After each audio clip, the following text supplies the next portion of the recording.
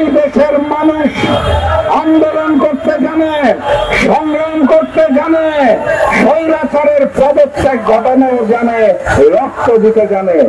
অতএব সংস্কারের নামে নতুন করে দেশের মানুষের উপর চাপ প্রয়োগ করবেন না। সংস্কারের নামে ভ্যাট ট্যাক্স বাড়াবেন না। সংস্কারের নামে শিল্প ক্ষেত্রে গ্যাসের দাম বাড়াবেন না। জনগণ ভোট দেওয়ার জন্য মুখিয়ে আছে। যদি আপনারা আওয়ামী চরিত্র ধারণ করেন তাহলে দেশের জনগণ আবারও রাজপথে নামতে বাধ্য হবে এবং অন্তর্বর্তী সরকার বিরোধী আন্দোলন গড়ে তোলা হবে ইনশাআল্লাহ।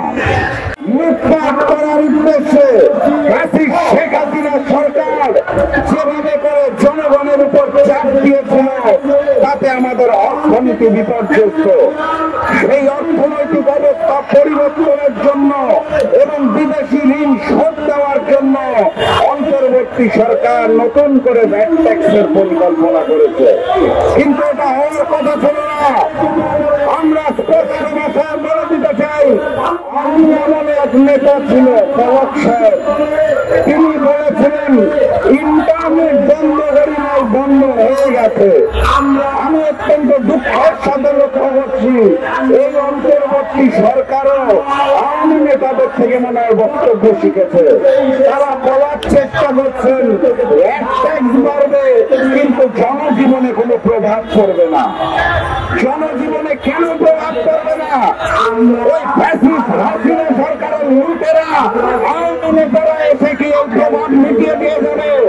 আমার দেশের সাধারণ জনগণ যারা তিন বেলা ঠিক মতো খেতে পাচ্ছে না, তারা যখন পণ্য কিনতে যাবে তখন কি আওয়ামী সরকার এসে বক্তব্য দিবে?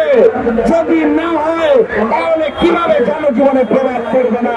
আমি সাংবাদিক ভাইদের মাধ্যমে অন্তর্বর্তী সরকারের কাছে প্রশ্ন রেখে যেতে চাই। এই দেশের মানুষ আন্দোলন করতে জানে, সংগ্রাম করতে জানে, স্বৈরাচারের পদত্যাগ ঘটানো জানে, রক্ত দিতে জানে। অতএব সংস্কারের নামে নতুন করে দেশের মানুষের উপর চাপ প্রয়োগ করবেন না। সংস্কারের নামে ভ্যাট ট্যাক্স বাড়াবেন না। সংস্কারের নামে শিল্প ক্ষেত্রে গ্যাসের দাম বাড়াবেন না। জনগণ ভোট দেওয়ার জন্য মুখিয়ে আছে। যদি আপনারা আওয়ামী চরিত্র ধারণ করেন তাহলে দেশের জনগণ আবারও রাজপথে নামতে বাধ্য হবে এবং অন্তর্বর্তী সরকার বিরোধী আন্দোলন গড়ে তোলা হবে ইনশাআল্লাহ। আপনারা আওয়ামী লীগ নন, ভারতের সেবাদার সরকার নন, জনগণের ম্যান্ডেটে নির্বাচিত সরকারও নন। অতএব তাল বাহানা করবেন না।